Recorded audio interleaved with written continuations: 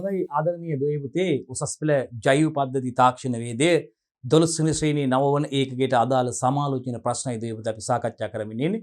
මේනොට දුවල පුතාලත් එක්ක සාර්ථක ප්‍රශ්න 120ක් සාකච්ඡා කරලා ඉන්නේ. අපි 120 සිට ආරම්භ කරනවාද පුතේ ඉතිරි ප්‍රශ්න ටික සාකච්ඡා කරන්න. හොඳයි දුවේ පුතේ බලන්න ප්‍රශ්න අංක 121 ආහාරික ජීව කාලය කෙරෙහි බලපාන සාධක මොනවාද? ආහාරික සෙල්ෆ් ලයිෆ් එක නැත්නම් ජීව කාලය. ආහාරයක් නිෂ්පාදනය කරපු අවස්ථාවේ දැන් පුතේ ආහාරය පරිභෝජනයට ගත හැකි ආකාරයට ආහාරයක් නරක නොවි පවත්වා ගන්න පුළුවන් උපරිම කාලය තමයි පුතේ අපි ආහාරික ජීව කාලය නැත්නම් ආයු කාලය කියලා කියන්නේ. ආහාර නරක නොවි ආසාදනයකට ලක් නොවි මේ ආහාරය පවත්වා ගන්න පුළුවන් උපරිම කාලය තමයි පුතේ ආහාරයට ගත හැකි ආකාරයට. නිෂ්පාදනය කරපු අවස්ථාවේ ඉඳලා ආහාරයක් පරිභෝජනයට ගත හැකි ආකාරයට නැත්නම් ආහාරයට ගත හැකි ආකාරයට පුතේ ආහාරයක් නරක නොවි ඒ වගේම ආසාදනයකට ලක් නොවි පවත්වා ගන්න පුළුවන් උපරිම කාලය පුතේ අපි ආයු කාලය කියලා කියනවා. නැත්නම් සෙල්ෆ් ලයිෆ් එක. එතකොට අපි මේ ආහාරයක ආයු කාලය කෙරෙහි බලපාන සාධකයි පුතේ අපි කතා කරන්න යන්නේ. අහන්නේ ප්‍රශ්නෙන් මොනවද ආහාරයක ජීව කාලය නැත්නම් සෙල්ෆ් ලයිෆ් එක කෙරෙහි බලපාන සාධක කියලා. අපි යමු දරුවනේ පිළිතුරට. අංක 1 මේ ආහාරයේ මත ශුද්‍රජීවී වර්ධනයක් සිද්ධ වෙන්න පුළුවන් පුතේ.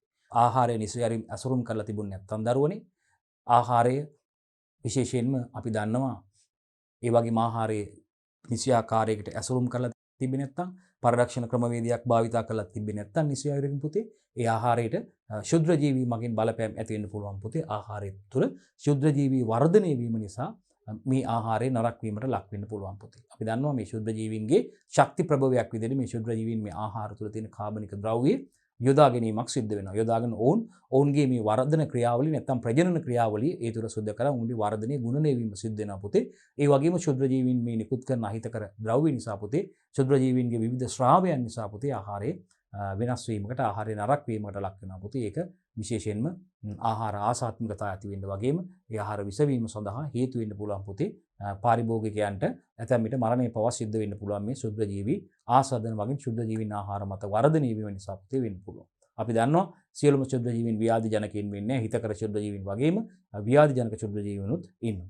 රයිට්. එතකොට මේ ආහාරික ආයු කාලය කෙරෙහි අනිවාර්යයෙන්ම ශුද්‍රජීවී වර්ධනය බලපානවා. අපි විශේෂයෙන්ම ආහාරය අපි නිසි ආකාරයට ඇසුරුම් කරලා තිබොත් පුතේ ශුද්‍රජීවීන්ට ඒ වගේම වායුන්ට ජලයට ප්‍රතිරෝධී ඇසුරුම් ද්‍රව්‍ය භාවිතා කරලා තිබුණොත් දරුවනේ අපිට ඒ ආහාරේ වැඩි ආයු කාලයක් පවත්වා ගන්න පුළුවන්. ඒ වගේ විශේෂයෙන්ම මේ ඇසුරුම් හරහා ශුද්‍රජීවීන්ට ඇතුල් වෙන්න පුළුවන් පුතේ. හානි වෙච්ච ඇසුරුම් ඩැමේජ් වෙච්ච ඇසුරුම් තියෙනවා. ඒ ඇසුරුම් ද්‍රව්‍ය වල ස්වභාවය අනුවත් ඒක අපිට තීරණය කරන්න පුළුවන්. අපි ඒකත් කතා කරා. එහෙනම් ප්‍රධාන සාධකයක් විදිහට මේ ශුද්‍රජීවී වර්ධනය හඳුන්වන්න පුළුවන්.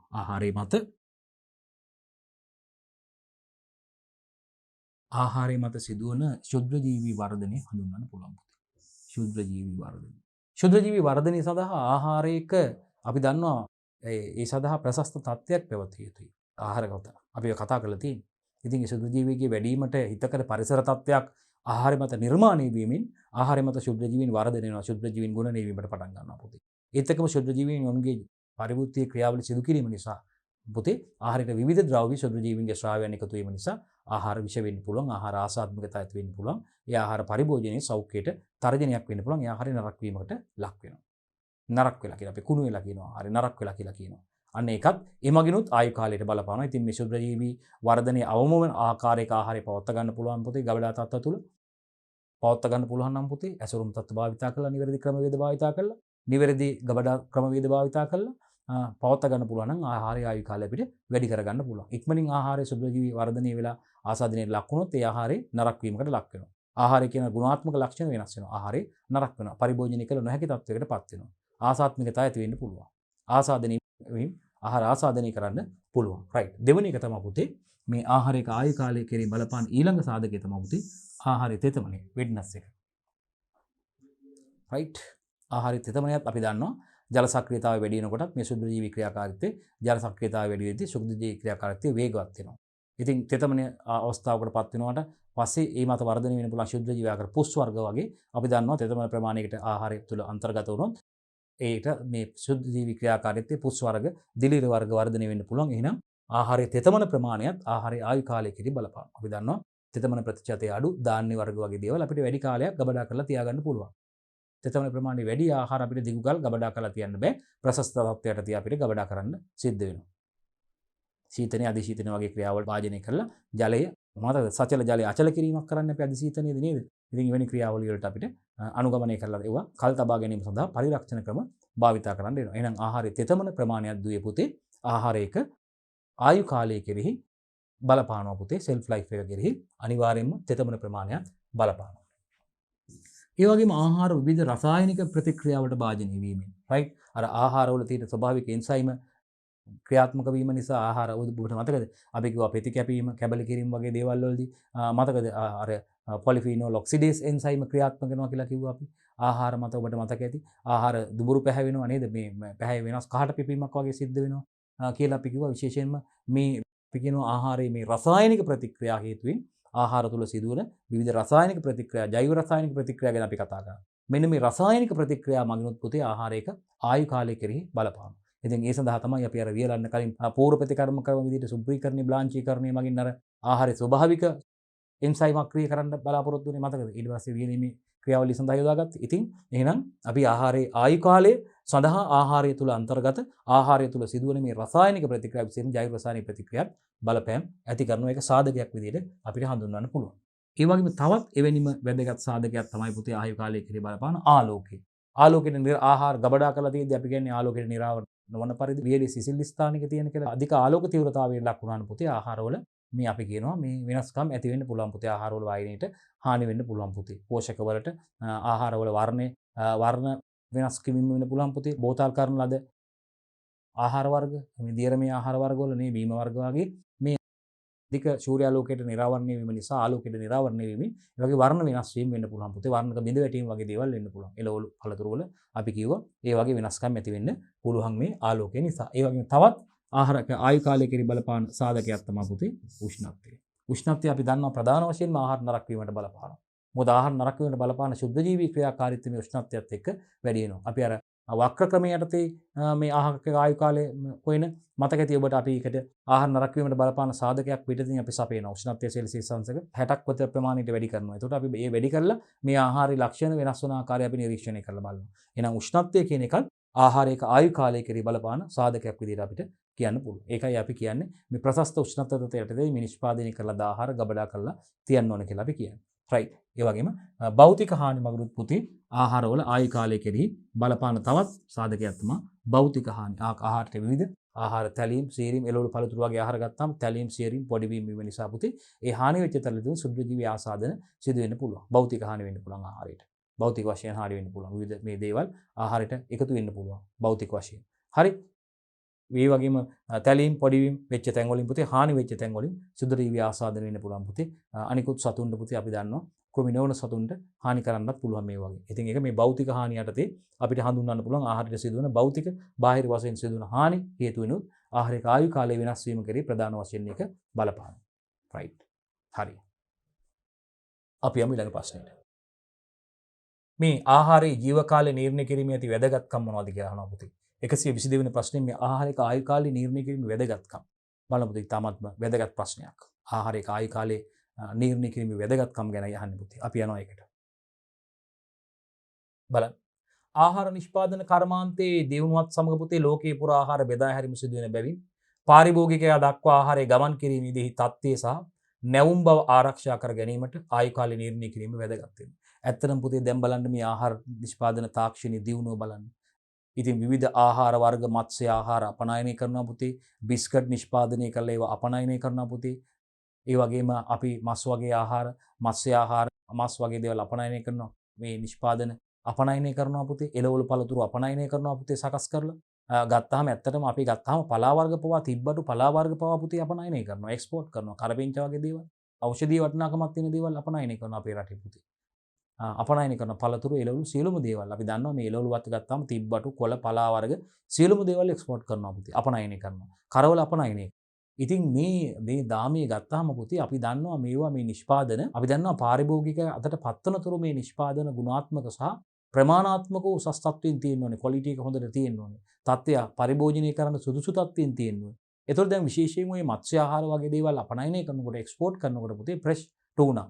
දැන් මොකුත් කිසිම දෙයක් දාන්න නැතුව ඒවා පෝෂන් සමහරලාට මේ අධිසීතනය කරපු ඒවත් අපි දන්නවා ඩීප් ෆ්‍රීස් කරපු ඒවා පෝෂන් විදියට ෆ්‍රීස් කරපුවා යවනවා මේ අපි කියනවා මේ ඒවා ඩීප් ෆ්‍රීස් කරපු ඒවා බ්ලාස්ටර් ෆ්‍රීස් කරපුවත් යවනවා ආහාර. දැන් ටූනා වගේ ප්‍රෙස් ටූනා යවනවා. අපි දන්නවා සාමාන්‍යයෙන් ඒ වගේ ප්‍රශස්ත උෂ්ණ තත්ත්ව පවත්වා ගනිමින් ආයු කාලයක් ඒ වගේ නිර්ණය කරනවා. සාමාන්‍ය ටූනා මත්ස්‍යයන් සඳහා දින 14ක 15ක උපරිම ආයු කාලයක් දෙනවා. ඊට කලින් මේක ප්‍රයෝජනෙට පාවිච්චියට ගන්න ඕනේ. සෙල්සියස් අංශක ධන දෙකත් ඍණ දෙකත් අතර උෂ්ණත්ව තත්ත්වයටදී තමයි මේක ගබඩා කරලා තියන්න ඕනේ. ඒ තත්ත්වයටදී ප්‍රශස්ත තත්ත්වයටදී ගබඩා කරලා තියලා දින 14ක් 15ක් උපරිම දින 15ක කාලයක් තුල මේවා පරිභෝජනයට ගන්න ඕනේ. දින 15ක 14ක සෙල්ෆ් ලයිෆ් එකක් තමයි දෙන්නේ. උපරිම දින 15ක සෙල්ෆ් ලයිෆ් එකක් තමයි ප්‍රෙස් ටූනා මත්ස්‍යයන් සඳහා අපි අපේ රටෙන් අපනයනය කරන යුරෝපයට අපනයනය කරන ජපානයට අපනයනය කරන අනෙකුත් රටවල් අපි අපනයනය කරන ටූනා මසුන් සඳහා ආයු කාලයක් ලබා දෙන්නේ. ඉතින් මෙන්න මේ ආකාරයට මේ ආහාර අපනයනයේදී මේ ලෝකයේ විවිධ රටවලට මේ ආහාර කර්මාන්තයේ දියුණුවත් එක්ක මේ විවිධ නවීන තාක්ෂණික ක්‍රමවේද භාවිතා කරලා නිෂ්පාදනය කරන ආහාර පොතේ ඉතින් අපි කියනවා විශේෂයෙන්ම මේ ආහාර සකස් කරපු අවස්ථාවේ ඉඳන් මේ නිෂ්පාදන පාරිභෝගිකයා අතට පත්වන තුරු මනාව මේ ක්‍රියාවලි පාලනයකින් යුතුව සිද්ධ වෙනවා. ඒ සඳහා තමයි විවිධ තත්ත්ව කළමනාකරණ පද්ධති භාවිතා වෙන්නේ. ඒ වගේම සෙල්ෆ් ලයිෆ් එක මේ වගේ ආයු කාලේ ආහාර පරිභෝජනයට ගත හැකි තත්ත්වෙන් නරක නොවි ආසාදනීය නොවි ලක් නොවි පවත්වා ගන්න පුළුවන් උපරිම කාලයක් ආයු කාලයක් සෙල්ෆ් ලයිෆ් එකක් පවත්වා ගැනීම ඉතාමත්ම වැදගත් වෙන්නේ අන්න හේතු නිසා පුතේ පාරිභෝගිකයාට ගුණාත්මක තත්ත්වයේ ආහාරයක් ලබා ගන්න හැකියාවක් තියෙනවා මේ හේතුවෙන්. අන්න බලන්න. එහෙනම් ආහාර නිෂ්පාදන කර්මාන්තයේ දියුණුවත් එක්ක ලෝකේ පුරා ආහාර බෙදා හැරීම සිද්ධ වෙනවා පුතේ. අපේ රටේ නිෂ්පාදනය කරන බිස්කට් නිෂ්පාදන, අපේ මත්ස්‍ය ආහාර, ඩ්‍රයි ෆිෂ්, එළවලු පළතුරු ලෝකේ පුරා බෙදා හැරීම සිද්ධ වෙනවා පුතේ. රයිට්. එතකොට කිරි මේ කිරිත් නිෂ්පාදනය කරලා අපේ රටේ මේ කිරි ජපානයට අපනයනය කරනවා. නිෂ්පාදන අපේ රටේ විවිධ දේශීය පාන වර්ග සකස් කරලා පුතේ. රයිට්. පළතුරු යුෂ වලින් අපේ තියෙන දේවල්, තෙලුම් විවිධ පළතුරු වර්ග බොහෝමයක් අන්නාසි පළතුරු වර්ග බොහෝමයක් අපනයනය කරනවා. රයිට්. හරි. එතකොට මේ ආහාර නිෂ්පාදන කර්මාන්තයේ දියුණුවත් එක්ක ලෝකේ පුරා මේ ආහාර ඩිස්ට්‍රිබියුට් කරනවා, බෙදා හැරීම කරනවා. ඒක නිසා පාරිභෝගිකයා දක්වා මේ ආහාරය ගමන් කිරීමේදී පුතේ අපි දන්නවා මේ ආහාරයේ තත්වය, ක්වොලිටි එක, ෆ්‍රෙෂ් එක, නැවුම් බව පුතේ ආරක්ෂා කර ගැනීමට අපිට ඉතාමත්ම වැදගත් වෙනවා මේ ආයු කාලය නිර්ණය කිරීම. අන්න බලන්න ආහාරයේ තියෙන ගුණාත්මක ලක්ෂණ නොවෙනස්ව පවත්වා ගන්න ඕනේ පුතේ. නොවෙනස්ව පවත්වා ගන්න ඕනේ. ඒ සඳහා අපිට ආහාරයේ ආයු කාලය නිර්ණය කිරීම ඉතාමත් වැදගත් තමයි. ඒ නිසා තමයි සෙල්ෆ් ලයිෆ් ටෙස්ට් එකක් කරන්නේ. ආහාර නිෂ්පාදන අපනයනය කරන කර්මාන්තශාලා. ඒ වගේම බොහෝමයක් මේ පාරිභෝගිකයන් සඳහා නිෂ්පාදනය කරන වාණිජමය වශයෙන් විශාල පරිමාණයේ සිදු කරන නිෂ්පාදන වලදී මේ සමාගම් අනිවාර්යයෙන්ම මේ සමාගම් වල සෙල්ෆ් ලයිෆ් ටෙස්ට් එකක් නැත්නම් ආයු කාලය පරීක්ෂණයක් කරන්න ඕනේ. ඒගොල්ලෝගේ වාර්ෂිකව සිදු කරන විගණනයන් වලදී විශේෂයෙන්ම HACCP ඔඩිට් එකකදී, HACCP ඔඩිට් එකකදී, SLS ඔඩිට් එකකදී BRC ඔඩිට් එකකදී ඒ වගේම ඒ කියන්නේ බ්‍රිතාන්‍ය සඳහා අපනයනය කරන බ්‍රිටිෂ් රීටේල් කන්සෝටියම් එකකදී වගේ ඒ වගේම පුතේ අනෙකුත් ISO 22000 ඒ වගේම FSSC 22000 වගේ තත්ත්ව කළමනාකරණ පද්ධති ක්‍රියාත්මක කරලා ඒ ඔඩිට් වලදී ඒ වගේ සිදු කරන විගණනයන්හිදී අනිවාර්යයෙන් මේ සෙල්ෆ් ලයිෆ් පරීක්ෂණය නැත්නම් ආයු කාලය පිළිබඳ පරීක්ෂා කරන ලද රිපෝට් වාර්තායි ෆයිල් පවත්වා ගන්න ඕනේ. ඒවා බලනවා. ඉතින් ඒවා වාර්ෂිකව සිදු කරන්න ඕනේ ආයු කාලය සඳහා. යම් කිසි නිෂ්පාදනයක් සිදු කරනවා නම් ඒ නිෂ්පාදනයේ මේ නරක නොවි පරිභෝජනය කරන්න සුදුසු තත්ත්වයෙන් පවත්වා ගන්න පුළුවන් උපරිම කාලය ආසාදනයකට ලක් නොවි තියාගන්න පුළුවන් උපරිම කාලය තමයි ආයු කාලය කියන්නේ. ආයු කාලය තියාගන්න පුළුවන්ද කියලා දැන් අපි සාමාන්‍යයෙන් ගමේ ගොඩේ ඔය මොන හරි මිරිස්කුරු ටිකක් පැකට් කරලා කඩල ටිකක් රටකජු ටිකක් හදලා මොන හරි කෑමක් හදලා අපි ඒකට ආයු කාලයේ සාමාන්‍යීකරණ සාමාන්‍ය ඔය දේශීයව බොහෝ දිනක් කරන්නේ ඒගොල්ලන්ට හිතන දිනයක් තමයි දාන්නේ. මාස 3ක් මාස 6ක් දානවා. ආපහු මේ මාස 3කට 6ට පස්සේ රිටර්න් ආවොත් එහෙම ගෙනල්ලා එව්වා ආයෙ අලුතින් නිෂ්පාදනය කරන ඒවටම මිරිස් කුඩු එකතු කරනවා, කහ කුඩු එකතු කරනවා, කලවම් කරනවා. කලවම් කරලා ඒව පැකට් කරලා ආපහු දෙනවා. හොඳ තත්ත්වයේ තියෙනවා නම් නරක කරලා නැත්තම් පුත් කාලා නැත්තම් ඒව දෙනවා. මොකද ඒගොල්ලෝ සාමාන්‍ය ඔය විදියට කරන වෙළඳාම කටයුතු කරන අය, නිෂ්පාදන කර්මාන්ත කරන අය ඉන්නවා සාමාන්‍ය විදියට. ඒගොල්ලෝ මේ තත්ත්ව කළමනාකරණ පද්ධතිය SLS ISO ඒවා කිසිම දෙයක් අරන් නැහැ. සාමාන්‍ය වෙළඳාම කරගෙන යනවා. සාමාන්‍ය කුළුබඩු නිෂ්පාදනය කරනවා. සාමාන්‍ය විදියට බාකෝඩ් එකක් දාලා අර ලේබල් එක තිබිය යුතු තොරතුරු සඳහන් කරලා ඒගොල්ලෝ ට්‍රේසබිලිටි බලන්න එහෙම මොකක්වත් නැහැ. නිෂ්පාදනය කරපු දිනේ එහෙම ඒවා සඳහන් කරන්න බෑ. ඒගොල්ලෝම තමයි නිෂ්පාදිත දිනයකුත් දාගන්නේ. මාස 3ක් සමහර ආසඳ මාස 3ක් මාස 6ක් අවුරුද්දක් 8ක් විදියට ඒගොල්ලෝ දන්නවා. අත්දැකීමෙන් ඒගොල්ලෝ ඒක කරන්නේ. මේකේ නැවුම් බව පවත්වා ගන්න ඒගොල්ලෝ හිතලා මෙන්න මෙන්න කාලයක් දෙනවා. ඉතින් අරවා ඒ අදාළ දිනේදී එක්ස්පයර් වුණාම කඩේ තියාගන්න බෑනේ ඒවා.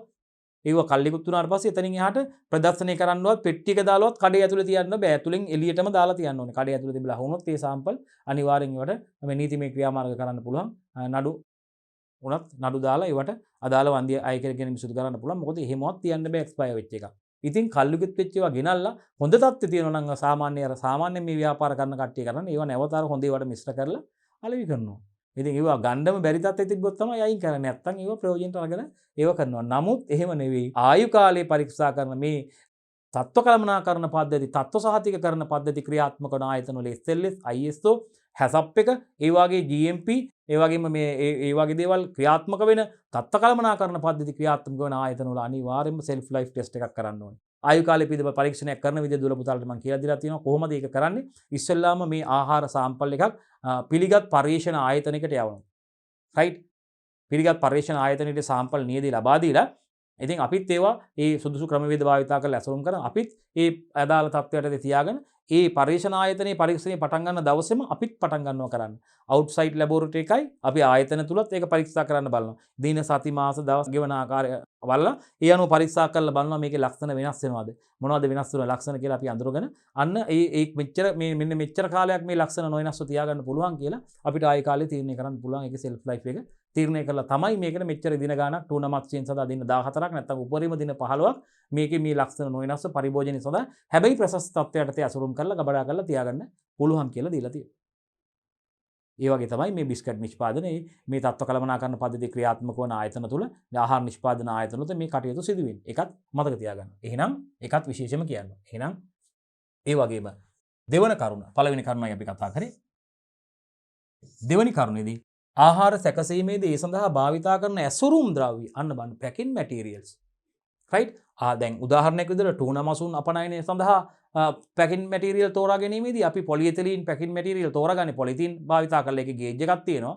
ඒකේ තෝරගන්න ඕන ඝනකමක් තියෙනවා. ඒ තුලට තමයි අපි මේ සකස් කරන මස් එක කැබැල්ල අපි කියනවා ලොයින් එකක් නැත්තම් පිලට් එකක් අපි කියනවා ඒ කොටස වෙන් කරලා ගන්න මස් කොටස ඒක රැප් කරනවා. රැපින් පේපර්ස් තියෙනවා රැපින් කරන රැප් කරන රෙදි තියෙනවා රැප් කරලා ඒ තුලට බහාලීම සිදු කරලා මොකද කරන්නේ ලේබල් එක දානවා ලේබල් එක දාලා ඊට පස්සේ ලේබල් එක දාලා මොකද කරන්නේ ඊළඟට මේක වැකියුම් පැක් එකක් වැකියුම් කරනවා. වැකියුම් කිරීමේදී අපි දන්නවා ඇසුරුම තුළ තියෙන වාතය සම්පූර්ණ ප්‍රවාහය ඉවත් කරලා ඇසුරුම සීල් කරනවා. ඇසුරුම සීල් කරාට පස්සේ ආය ඇතුළත තියෙන වාතයත් ඉවත් වෙලා තින්නේ. ආපහු පිටත වාතයට ඇතුල් වෙන්නත් බෑ සම්පූර්ණයෙන්ම සීල් වීම පරිපූර්ණ වෙන්න ඕනේ. සම්පූර්ණයෙන්ම සීල් වෙලා තියෙන්නේ. එතකොට මේ ඇසුරුම වායුන්ට ඒ වගේම ශුද්‍ර ජීවීන්ට ඒ වගේම අපි දන්නවා ජලයට ප්‍රතිරෝධී. එතකොට ආයෙ පිටින් ශුද්‍ර ජීවීන්ට ඇතුල් වෙන්නත් බෑ. එතකොට ශුද්‍ර ජීවී ආසාදන ආපහු ඇතුලේ වාතය සම්පූර්ණයෙන්ම පහ ඉවත් කරපු නිසා ඇතුලේ ශුද්‍ර ජීවීන්ට වර්ධනය වෙන්න අවස්ථාවකුත් නැහැ. ඉතින් ඒ විදිහට ආහාරය පරිරක්ෂණය වෙනවා. ආහාරය එතකොට අපිට ආහාරයේ ආයු කාලේ අර ප්‍රශස්ත උෂ්ණත්ව තත්ත්වයට ගබඩා කරලා තිබ්බොත් නියමිත ආකාරයට දින ගානම තියාගන්න පුළුවන්. ඉතින් ඒක පරීක්ෂා කරලා බලලා තමයි මේක තීරණය කරන්නේ. එහෙනම් මතක තියාගන්න විශේෂයෙන්ම ආහාර සැකසීමේදී සඳහා භාවිතා කරන ඇසුරුම් ද්‍රව්‍ය තෝරගන්නකොට පැකින් මැටීරියල් තෝරා ගැනීමේදී සහ ඇසුරුම් කරණයේදී කල් තබා ගැනීමේ හැකියාව පිළිබඳව වැඩි අවධානයක් යොමු කරන්න වෙනවා. අන්න බලන්න. වැකියුම් පැක් එකක් ගහපුවම එතකොට ප්‍රශස්ත උෂ්ණත්ව තත්ත්වයට ගබඩා කරලා තිබ්බම මේ ඇසුරුම යලි විවෘත කරන තුරු ආහාරය සුරක්ෂිතව තියෙනවා පුතේ. විශේෂයෙන් එහෙනම් මතක තියාගන්න ඒකත් අපිට මේ ආයු කාලය පිළිබඳ ආයු කාලය ගැන සැලකීමේදී විශේෂයෙන්ම ආයු කාලය නිර්ණය කිරීමේදී වැදගත්කමක් විදිහට අපිට සඳහන් කරන්න පුළුවන්. යම්කිසි ආහාරයක් සැකසීමේදී භාවිතා කරන ඇසුරුම් ද්‍රව්‍ය තෝරගන්න පැකින් මැටීරියල් තෝරගන්නකොට වගේම ඇසුරුම් කරණයේදී අපි මේ පැක් කරනකොට ඇසුරුම් කරනකොට කල් තබා ගැනීමේ හැකියාව පිළිබඳව වැඩි අවධානයක් යොමු කරන්න. ඒ අනුව තමයි සුදුසු ඇසුරුම් ද්‍රව්‍ය අපිට මේ සඳහා යොදා ගන්න වෙන්නේ. ඉතින් ඒකෙදිත් වැදගත් වෙනවා මේ ආයු කාලය තීරණය කිරීමේ වැදගත්කම. ආහාරයක ජීව කාලය නැත්නම් සෙල්ෆ් ලයිෆ් එක දීර්ඝ කර ගැනීම සඳහා විශේෂයෙන්ම ඒ වගේම ගබඩා තත්ත්ව නිර්ණය කිරීමටත් ආයු කාලය නිර්ණය කිරීම ඉතාමත්ම වැදගත් වෙනවා. ගබඩා කරලා තියෙන ෆයිනල් ප්‍රොඩක්ට් ස්ටෝරේජ් එක මේ අවසන් නිෂ්පාදන ගබඩා කරලා තියන ඕන සුදුසු ප්‍රශස්ත තත්ත්ව මම අර ටූනා මසුන් සඳහා මම කිව්වේ සෙල්සියස් අංශකරණ දෙකක් ධන දෙකක් අතර උෂ්ණත්වය තමයි මේ දින 14ක කාලයක් මේක ආහාරයේ ටූනා මත්ස්‍යයන් පවත්වා ගන්න පුළුවන් වෙන්නේ උපරිම කාලේ. ඒ කාලය තුල ඊට කලින් මේක ප්‍රයෝජනයට ගන්න ඕනේ. මේ ප්‍රශස්ත තත්ත්වත් ඒකයි. එහෙනම් මෙන්න මේ ආහාරයක ජීව කාලය නැත්නම් සෙල්ෆ් ලයිෆ් එක දීර්ඝ කරගන්න වැඩි කරගන්න ඒ සඳහා ඒ සුදුසු ඒවා ගබඩා කරලා තියන්න ඕනේ ප්‍රශස්ත තත්ත්ව නිර්ණය කිරීමට ආයු කාලය නිර්ණය කිරීම වැදගත් වෙනවා. එහෙනම් මේක මේ ආයු කාලය මෙන්න මේ කාලයට නියමිත කාලයක් වැඩි කාලයක් දීර්ඝ කාලයක් ගබඩා කරලා තියාගන්න නම් මෙන්න මේ ගබඩා තත්ත්ව පවත්වා ගන්න ඕනේ කියන එක තීරණය කරන්නත් ආහාර ජීව කාලය දීර්ඝ කර ගැනීම සඳහා සුදුසු ගබඩා තත්ත්ව පවත්වා ගැනීම සඳහා එහෙනම් ඒක නිර්ණය කරන්න ගබඩා තත්ත්ව නිර්ණය කරන්න ආයු කාලය නිර්ණය කිරීම වැදගත් වෙනවා. සෙල්ෆ් ලයිෆ් එක නිර්ණය කිරීම වැදගත් වෙනවා. මම හිතන්නේ දුර පුතාලාට ඉතාමත්ම පැහැදිලි. ආය අමතක වෙන්නේ නැති විදිහට මේක මතක තියාගන්න පුළුවන් පුතේ. ජීවිත කාලෙටම අමතක වෙන්නේ නැති විදිහට මතක තියාගන්න පුළුවන් විදිහටයි මේ ප්‍රශ්න විවරණේ සමාලෝචන ප්‍රශ්න විවරණේ දුර පුතාලාත් එක්ක සාකච්ඡා කරන්නේ. මම හිතන්නේ ඕගොල්ලෝ හට ඉතාම හොඳ අවස්ථාවක් මේක. හරි. 123 වෙනි ප්‍රශ්නය යනවා පුතේ අපි. ආහාරයක ජීවකාලය පරීක්ෂා කිරීම සඳහා යොදා හැකි ගත හැකි ක්‍රම දෙකක්. අපි කෙලින්ම මේ දෙක දුර පුතාලත් එක්ක මේ වෙනකොට දැනටමත් දන්නවා ඔයගොල්ලෝ පුතේ. ඍජු ක්‍රමය යොදා ගන්නවා. ඒ වගේම පුතේ වක්‍ර ක්‍රමය යොදා ගන්නවා. ඍජු ක්‍රමයේදී දන්නවා ආහාරයේ සුදුසු තත්ත්වයට ඇතුරුම් කරන ලක් කළා පුතේ. අපි ඒක පරීක්ෂා කරනවා නේද පුතේ? ආහාරයේ අපි ඒ තත්ත්වයටදී නේද පුතේ? අපි ආහාරයේ සාමාන්‍ය පරිසර තත්ත්වයටදී තියලා සාමාන්‍ය තත්ත්වයටදී අපි ආහාරයේ සුදුසු ඇසුරුම් කරලා අපි බලනවා මේ ආහාරයේ ලක්ෂණ වෙනස් වන ආකාරය නිරීක්ෂණය කරනවා. දින සති මාස ඒ අනුව අදාළ ආයු කාලය අපිට තීරණය කරන්න පුළුවන්. මේ ලක්ෂණ වෙනස් වීම ආරම්භ වන අවස්ථාව අපිට තීරණය කරලා බලලා මේ ආයු කාලය තීරණය කරන්න පුළුවන්. වක්‍ර ක්‍රමයේදී අපි කරන්නේ පුතේ ආහාර නරක් වීමට බලපාන සාධකයක් කෘත්‍රිමව ලබා දෙනවා. උෂ්ණත්වය වගේ සෙල්සියස් අංශක 60ක වගේ උෂ්ණ තත්ත්වයක් ලබා දීලා අපි බලනවා කොහොමද ආහාරයේ ලක්ෂණ වෙනස් වෙන්නේ, කොහොමද මේ තත්ත්ව වෙනස් වීමට ලක්වන ආකාරය පිළිබඳ අපිට අධ්‍යයනය කරන්න පුළුවන්. රයිට්? ඒකත් මතක තියාගන්න. එහෙනම් අපි ආහාරයක ජීවකාලය පරීක්ෂා කිරීමට යොදා ගන්න ප්‍රධාන ක්‍රම දෙක කතා කරා. ඍජු ක්‍රමය සහ වක්‍ර ක්‍රමය කියලා. මේ එක් ක්‍රමය කොහොමද සිදු කරන්නේ කියන එක සරලව දුල පුතාලට කියලා දෙන්න. ඕගොල්ලොත් උත්තරේ ලියලා ඇති. මෙන්න නම් පළවෙනි ක්‍රමය ඍජු ක්‍රමය, දෙවෙනි ක්‍රමය වක්‍ර ක්‍රමය. ආකාර දෙකයි. එහෙනම් අපෙන් අහනවා ආහාරයක ජීවකාලය පරීක්ෂා කිරීමේ ඍජු ක්‍රමයේ කෙටියෙන් හඳුන්වන්න කියලා. ඍජු ක්‍රමයට මෙන්න මෙහිදී අන්න බලන්න. මෙහිදී ආහාර පුරෝකතනය කරන ලැබූ තත්ත්වයන් යටතේ අපි විස්තර කරන තත්ත්වයන් ප්‍රකාශ කරනු ලබන තත්ත්වයන් යටතේ පුතේ පුරෝකතනය කරනවා කියන එකයි පුතේ. පැහැදිලි කරන ලද, විස්තර කරන ලද, අපි කියන ලද. හරි, එහෙනම් බලන්න මෙහිදී ආහාරයේ පුරෝකතනය කරනු ලැබූ තත්ත්වයන් යටතේ පවත්වා ගනිමින් අන්න බලන්න නිශ්චිත කාලාන්තර තුලදී දින සති මාස ඒ ආකාරයට පුතේ මොනවද පුතේ නිශ්චිත කාලාන්තර කියපුවම දින සති මාස ආදී ලෙස පුතේ බලන්න ආහාරයේ පුරෝකතනය කරනු ලැබූ තත්ත්වයන් යටතේ අපි කියන මොනවද මේ පුරෝකතනය කරපු තත්ත්වයන්? අපි කියන නිසි අසුරුම් කරලා අපි තියාගන්න පරිසර තත්ත්වය යටතේ පුතේ ආහාරය පවත්ව ගන්නවා. ඒ ගමන් මොකද කරන්නේ? නිශ්චිත කාලාන්තර තුලදී පුතේ දින සති මාස ආදී විදියට පුතේ අපිට නියැඳි ලබාගෙන ඒවා පුතේ පරීක්ෂා කිරීම සිදු කරනු ලබනවා මේකෙදි. රයිට්? හරි, මේකෙදි ආහාරයේ නරක් වීමට ආරම්භ කරන මොහොත දක්වා පුතේ මේ කාලාන්තර සැකසෙනවා. අන්න බලන්න පුතේ මේකෙදි ආහාරය නරක් වීමට ආරම්භ කරන මොහොත දක්වා තමයි පුතේ මේ කාලාන්තරය සැකසෙන්නේ. එසේ නරක් වීම ආරම්භ කරන කාලය සැලකිල්ලටගෙන තමයි පුතේ ආහාරයක ජීව කාලය නැත්නම් ආයු කාලය තීරණය කරන්නේ. නරක් වීම ආරම්භ කරන අවස්ථාව, නරක් වීම ආරම්භ කරන මොහොත දක්වා මේ කාලාන්තර සැකසෙනවා පුතේ. ඒ නරක් වීම ආරම්භ කරන කාලය සැලකිල්ලටගෙන තමයි ආහාරයේ ආයු කාලය නිර්ණය කිරීම සිදු කරන්නේ පුතේ මේ අපි ඍජු ක්‍රමයේ යටතේ. රයිට්? මං හිතන්නේ පැහැදිලි දුල පුතාලට. ආහාරයේ පුරෝකතනය කරන ලැබූ තත්ත්වයට පුතේ පවත්වගෙන නිශ්චිත කාලාන්තර තුලදී සාම්පල් අරගෙන ඒවා පරීක්ෂා කරලා බලන්න. මේකෙදි ආහාරයේ නරක් වීම ආරම්භ කරන මොහොත දක්වාම පුතේ මේ කාලාන්තර සැකසෙනවා. ඒ කියන්නේ කිව්වේ දින සති මාස දක්වාම කියලා. එසේ නරක් වීම ආරම්භ කරන කාලයේ සැලකිල්ලටගෙන තමයි පුතේ ජීව කාලය තීරණය කරන්නේ. මෙන්න මේ කාලයට පෙර ප්‍රයෝජනට ගන්න කියලා අපි මේකේ සඳහන් කරන්නේ ආයු කාලයේ සඳහන් කරන්නේ මෙන්න මේ නරක් වීම ආරම්භ කරන කාලයේ සැලකිල්ලටගෙනයි ආයු කාලය නිර්ණය කරන්නේ. සෙල්ෆ් ලයිෆ් එක නිර්ණය කරන්නේ. හොඳයි පුතේ ඍජු ක්‍රමය. 125 වෙනි ප්‍රශ්නයක් අපෙන් අහන්නේ පුතේ ආහාරයක ජීව කාලය පරීක්ෂා කිරීමේ ඍජු ක්‍රමයේ පියවර සටහන් කරන්න කියලා. මේ ඍජු ක්‍රමයේ පියවර ටිකට යම් පුතේ අපි ස්ටෙප්ස් ටිකට යම් ඍජු ක්‍රමයේ මෙන්න වෙළඳ පොළට නිකුත් කිරීමට පෙර නිෂ්පාදනය.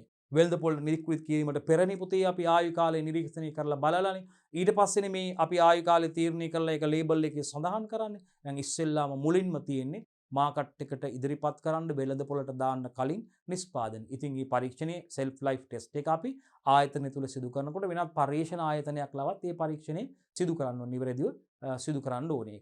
right ඒ සාම්පල් අරන් යනවා ඇවිල්ලා මේ self life test එකක් කරන්න ඕනේ කියපුවාම ඒගොල්ලෝ ඇවිල්ලා සාම්පල් අරන් නැත්නම් සමහරවිට අපි සාම්පල් ප්‍රශස්ත තත්ත්වයට ඒවා බාර දෙන්න ඕනේ ගිහිල්ලා. එතකොට අපිත් ඒගොල්ලෝ පටන් ගන්න දවසේම ඒ පරීක්ෂණේ පටන් ගන්නවා. ආයතනය තුලත් ඒ පරීක්ෂණය සිදු කරන්න ඕනේ. self life වාර්තා එක සංසන්දනය කරලා බලලා තමයි පුතේ මේ ආයු කාලය තීරණය කරන්නේ. එහෙනම් වෙළඳ පොළට නිකුත් කිරීමට පෙර නිෂ්පාදනය තමයි පළවෙනි අවස්ථාව මේ පියවරවල ස්ටෙප් වල. ස්ටෙප් වල පළවෙනි අවස්ථාව තමයි ප්‍රථම අවස්ථාව තමයි පුතේ මෙන්න තියෙනවා වෙළඳ පොළට නිකුත් කිරීමට පෙර නිෂ්පාදනය. හරි. එතකොට දෙවැනි අවස්ථාවේදී අපි ආහාරය අනාරක්ෂිත බවට පත්විය හැකි හේතු හඳුනා ගන්න ඕනේ. right? තෙතමනේ මගින්ද වායුවක් ඇතුළු වීමද ශුද්ධ ජීවී ආසාදෙන්න පුළුවන් තත්ත්වද මොනවා මගින්ද ආහාරයේ භෞතික සාධක මගින්ද කියලා මේ ආහාර අනාරක්ෂිත වීමට බලපාන හේතු. නැත්නම් ආහාරයේ අනාරක්ෂිත බවට පත් වෙන්න පුළුවන් හේතු හඳුනා ගන්න ඕනේ. ඒවා හඳුනගෙන කුමන පරීක්ෂාව සිදු කරන්නේද යන්න අපි තීරණය කරන්න ඕනේ. තුන්වෙනි අවස්ථාව. කුමන පරීක්ෂාව සිදු කරන්නේද යන්න තීරණය කිරීම. අන්න ඊට පස්සේ අපිට ජීව කාලය නිර්ණය කිරීම සැලසුම් කරන්න පුළුවන්. අපි මොකද්ද මේ සඳහා යොදා ගන්න පරීක්ෂණය කරලා අන්තිමට අපිට මේ ආයු කාලය නිර්ණය කිරීමට ප්ලෑන් කරන්න පුළුවන්. පස්වෙනි අවස්ථාව. ඔන්න ආයු කාලය නිර්ණය කරනවා. ඊට පස්සේ පුළුවන් නිෂ්පාදන වෙළඳ පොළට යොමු කරන්න. හත්වෙනි අවස්ථාව. වෙළඳ පොළ තුලදී නිෂ්පාදනයේ ජීව කාලය අඛණ්ඩව සුපරීක්ෂණය. අන්න බලපතේ වෙළඳ පොළ තුලදී මේ නිෂ්පාදනයේ ජීව කාලය අඛණ්ඩව සුපරීක්ෂණයකට ලක් කළ යුතුයි. අපි යනවා ආහාරික ජීව කාලය පරීක්ෂා කිරීමේ වක්‍ර ක්‍රමයකට එන්න හඳුන්වනවා. මේකෙදි පුතේ අපි ආහාර නරක් වීමට බලපාන සාධකයක් පුතේ අපි සැපීම සිදු කරනවා. කෘතිමව ලබා දීම සිද්ධ කරන්නේ. ආහාර නරක් වීමට බලපාන සාධකයක් වක්‍ර ක්‍රමය යටේ කෘතිමව ලබා දෙනවා. right? බලමු. මේ බලන්න. ඉතා දීර්ඝ ජීව කාලයක් ඇති ආහාර සඳහා මේ ක්‍රමය භාවිතා කරන්නේ. වක්‍ර ක්‍රමය භාවිතා කරලා ආයු කාලය නිර්ණය කරන්නේ ඉතා දීර්ඝ ජීව කාලයක් ඇති ආහාර සඳහා. මේ ක්‍රමයේදී සුලභ ක්‍රමවේද දෙකක් යොදා ගන්නවා. එකක් තමයි වේගවත් කළ ජීව කාල ක්‍රමය. එහෙනම් මේකෙදි මොකද කරන්නේ? ආහාරයේ නරක් විය හැකි පරිසර තත්ත්ව. ඒ කියන්නේ උෂ්ණත්වයේ සෙල්සියස් අංශක 40 60ත් අතර ප්‍රමාණයක් කෘතිමව ලබා දීලා ආහාරයේ සිදුවන වෙනස්කම් අධ්‍යයනය කරනවා. මේක අපිට ප්‍රසිද්ධ එකක්. වේගවත් කළ ජීව කාල ක්‍රමය. වක්‍ර ක්‍රමය යටතේ කතා කරන පළවෙනි ක්‍රමය තමයි වේගවත් කළ ජීව කාල අධ්‍යයනය. මේකෙදි මොකද කරන්නේ? මේකෙදි ආහාර නරක් වෙන්න පුළුවන් පරිසර තත්ත්ව. මේ ඉහළ උෂ්ණත්වවලදී අපි දන්නවා ආහාර ඉක්මනින් නරක් වෙනවා. සෙල්සියස් අංශක 40ත් 60ත් අතර උෂ්ණත්වයක් කෘතිමව ලබා දීලා මේ ආහාරයේ සිදුවන වෙනස්කම් අපි මොකද කරන්නේ? අධ්‍යයනය කරනු ලබනවා. ඒකට අපි කියනවා වේගවත් කළ ජීව කාල අධ්‍යයනය කියලා. මොකද්ද පුතේ? වේගවත් කළ ජීව කාල අධ්‍යයනය කියලා කියනවා. අනිත් එක පුරෝකතන නිරූපණය. අංක 2 පුරෝකතන නිරූපණය. බලන්න. මේකෙදි ගණිතමය සමීකරණ භාවිතයෙන් ලබාගත් දත්ත මොනවද? බැක්ටීරියා වර්ධනයේ ආහාරේ, ඒ වගේම රසායනික ද්‍රව්‍ය වල වෙනස් වීමේ ශීඝ්‍රතාවය, ස්වාද පැතිකඩ තුලින් ජීව කාලය නිර්ණය කරනවා. පුරෝකතන නිරූපණය කරනවා පුතේ. මොකද්ද පුරෝකතන නිරූපණය කියලා කරන්නේ? ගණිතමය සමීකරණ භාවිතා කරලා අපි ලබාගත් දත්ත නිරීක්ෂණය කළ මොනවද? බැක්ටීරියා වර්ධනයක් වෙලා තියෙන ආහාරේ, ඒ වගේම රසායනික ද්‍රව්‍ය වල වෙනස් වීමේ ශීඝ්‍රතාවය, ඒ වගේම මේ ස්වාද පැතිකඩ තුලින් අපිට පුළුවන් ජීව කාලය නිර්ණය කරන්න. පැහැදිලි. හරි. වේගවත් කළ ආයු කාල ක්‍රමය වගේම පුරෝකතන නිරූපණ ක්‍රමය කියන ක්‍රම දෙක තමයි අපි විශේෂයෙන්ම මේ වක්‍ර ක්‍රමයේදී භාවිතා කරන්නේ. right? මොකද්ද ක්‍රම දෙක? වේගවත් කළ ජීව කාල අධ්‍යයනය, ඒ වගේම පුරෝකතන නිරූපණය. පුරෝකතන නිරූපණය තමයි ගණිතමය සමීකරණ භාවිතා කරලා ලබාගත් දත්ත. මොනවද ලබාගත් දත්ත? ආහාර මත බැක්ටීරියා වර්ධනය, මේ රසායනික ද්‍රව්‍ය වල ද්‍රව්‍ය වෙනස් වීමේ ශීඝ්‍රතාවය කොහොමද කියන එක. ඒ වගේම ස්වාද පැතිකඩ කියන මෙන්න මේ අපි ලබාගත් දත්ත ඒවා ගණිතමය සමීකරණ භාවිතා කරලා ඒ තුලින් ජීව කාලය නිර්ණය කිරීමයි පුතේ මේ පුරෝකතන නිරූපණය කියන ක්‍රමය මගින් සිදු කරන්නේ. 127. භාණ්ඩයට ගැළපෙන ඇසුරුම් ද්‍රව්‍ය තෝරා ගැනීම වැදගත් වන්නේ මන්ද? අන්න බලන්න ඇසුරුම් කරණය ගැනයි පුතේ කතා කරන්නේ. right?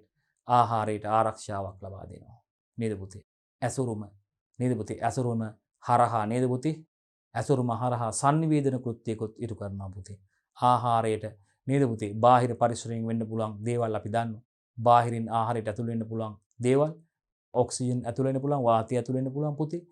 ඒ වගේම අපි දන්නවා විවිධ තෙල් වර්ග, ජලය ඇතුල් වෙන්න පුළුවන්. මෙන්න මේ දේවල් වළක්වා ගන්න, ආහාරය සුරක්ෂිතව පවත්වා ගන්න, ආහාරයේ ආයු කාලය වැඩි කරගන්න නේද පුතේ? ආහාරය කල් තියාගන්න හැකිවන ආකාරයට මේ අපි දන්නවා ආහාර ඇසුරුම් කිරීම පැක් කරන්න ඕනේ. සුදුසු ආහාර ඇසුරුමක් කරන්න ඕනේ. ආහාරයට සිදුවෙන්න පුළුවන් යාන්ත්‍රික හානි, භෞතික හානි අවම කරගන්න පුළුවන් පුතේ එකකින් අපිට. නේද පුතේ? ඇතම් සුද්ධ ජීවීන් මගින් ඇතිවන හානි, ජීවීන් මගින් ඇතිවන අවම කරගන්න පුළුවන් ආකාරයට සුදුසු ඇසුරුම් ද්‍රව්‍ය භාවිතා කරලා මේ ආහාර ඇසුරුම් කරණය කිරීම ඉතාමත්ම වැදගත් වෙනවා. ඉතින් සිද්ධාන්ත කොටස් වල විස්තරාත්මකව කතා කරලා තියෙන හින්දා දුර පුතාලත් එක්ක අපි මෙතන ප්‍රශ්නෙට අදාළ පිළිතුර පමණයි සාකච්ඡා කරන්නේ. අවශ්‍ය තැනදී විස්තර කිරීම කරනවා. එහෙනම් භාණ්ඩයට ගැළපෙන ඇසුරුම් ද්‍රව්‍ය ආහාර නිෂ්පාදනයට, ආහාරයට, ආහාර ද්‍රව්‍යයට ගැළපෙන තම භාණ්ඩයට ගැළපෙන අසුරුම් ද්‍රව්‍ය තෝරා ගැනීම වැදගත් වෙන්නේ ඇයි කියලා අහන්නේ. පාරිභෝගිකයාට ප්‍රවාහණයට පහසු වීම, පරිභෝජනයට පහසු වීම. ප්‍රවාහණයට පහසු වෙනවා, පරිභෝජනයට පහසු වෙනවා. ගැළපෙන අසුරුම් ද්‍රව්‍ය තෝරාගත්තා. ප්‍රවාහණයට පහසුයි, පරිභෝජනයට පහසුයි. නිෂ්පාදනය පිළිබඳ තොරතුරු ඇතුළත් වෙලා තියෙනවා. බාහිර පරිසර තත්ත්ව වලින් ආරක්ෂා කරනවා. නැවතත් බලන්න. පැනේට යමු. හරිද කියලා බලන්න. භාණ්ඩයට ගැළපෙන අසුරුම් ද්‍රව්‍ය තෝරා ගැනීම වැදගත් වෙන්නේ.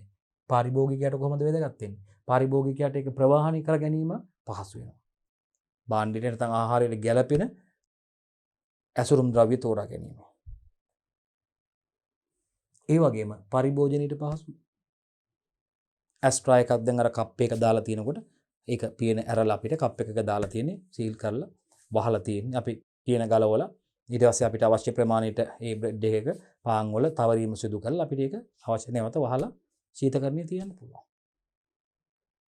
කප් එකක් තියෙනවා. කප් එකකින් රවුම් කප් එක, හතරස් කප් එක ඒ විදිහට එන්නේ. අවශ්‍ය ප්‍රමාණයට අරගෙන පරිභෝජනයට පහසුයි. ඒ වගේම මේක ප්‍රවාහණය කරන්නත් පහසුයි තියලා තියෙන විදිහට.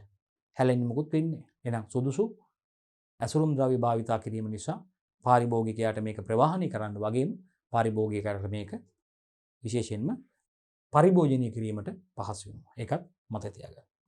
නිෂ්පාදනයේට මොකද වෙන්නේ? නිෂ්පාදනයේට අදාළ තොරතුරු ඇතුළත් වෙලා තියෙනවනේ ඇසුරුමේ. අඩංගු ද්‍රව්‍ය, නිෂ්පාදනයේ අඩංගු ද්‍රව්‍ය ඇසුරුම තුළ සඳහන් වෙලා තියෙනවා පුතේ. ඇසුරුම ලේබල් එකක් විදිහට ක්‍රියා කරනවානේ. සමහර ලේබල් එක ඇසුරේමීම print කරලා එනවානේ. printed ලේබල් එකක් ඇසුරේමීම එනවානේ. බිස්කට් පැකට් වල, මේ වගේම තේ කොළ පැකට් වල, sausages පැකට් වල, මස් ආශ්‍රිත නිෂ්පාදන තියෙන පැකට් වල ඇසුරුම තුළම සමහර ලේබල් එකක් විදිහට අලවලා තියෙනවා ඒක. දැන් සමන් ටින් වල ලේබල් එකක් විදිහට අලවලා තියෙනවා. සමහර ටින් වල මේක මේ ලේබල් එකක් විදිහට අලවලා තියෙනවා ටින් එක වටේට. මිල්ක් මේඩ් වල එහෙම. සමහර ටින් වල ටින් එකේම printed එකක් එනවා. ඇන්කර් ටින් වල වගේ සමහර print එනවා. ටින් එකේම print එකක් එනවා. සමහර ඒ වගේ. පැකට් එකේම printed පැකට් එකක්, පැකින් එකක් එනවා එතකොට. සෝයා මීට් පැකට් වල, මීට් බෝල්ස් පැකට් වල, sausages පැකට් වල පැකට් එකේම print කරලා. තේ කොළ වල, කිරිපිටි පැකට් වල, බජට් පැකට් කියලා ඉන්නේ පෙට්ටිය අර මේ ප්‍රවාහන ඇසුරුම දාන්න නැතුව මේ දාන්න කාඩ්බෝඩ් ඇසුරුමට දාන්න නැතුව නිකම්ම අර මේ නේද? අපි දන්නවා කිරිපිටි එක ප්‍රාථමික ඇසුරුම, ද්විතීයික ඇසුරුම සහ ප්‍රවාහන ඇසුරුම කියලා තුනක් වෙනවනේ. කිරිපිටි පෙට්ටි 12ක් විතර දාලා අර ලොකු කාඩ්බෝඩ් පෙට්ටි එක දාලා ඉන්නේ. කිරිපිටි පෙට්ටිය ඇතුලේ තියෙන අර ප්‍රාථමික ඇසුරුම. ඒකත් එකම ප්‍රාථමික ඇසුරුම තමයි ආහාරයත් එක්ක ඍජුවම ගැටෙන ඇසුරුම විදිහට අපි කියන්නේ. රයිට්. සිද්ධාන්ත කොටස් වලදී මේවා විස්තරාත්මකව කතා කරලා ඉන්න. අපි අදාළ දේ පමණක් කියලා විස්තර කරලා දෙනවා. එහෙනම් නිෂ්පාදනයට ගත්තාම නිෂ්පාදනයේ තොරතුරු ඇතුළත් වෙලා තියෙනවා පුතේ. නිෂ්පාදනයට අදාළ තොරතුරු අපි දන්නවා මොනවද කියන එක. ඒක දන්න නිසා අපි විස්තරාත්මකව කතා කරන්න යන්නේ නැහැ. ඒ වගේම බාහිර පරිසර තත්ත්ව වලින් ආහාරය ආරක්ෂා කරනවා. මොනවද? තෙතමනයෙන්, වාතයෙන්, ආරක්ෂා කිරීමටත් මේ ඇසුරුම වැදගත් වෙනවා. ශුද්ධ ජීවි ආසාදන වගේ නේද පුතේ? ශුද්ධ ජීවීන් වර්ධනය වෙන්න අවස්ථාවක් නැහැ.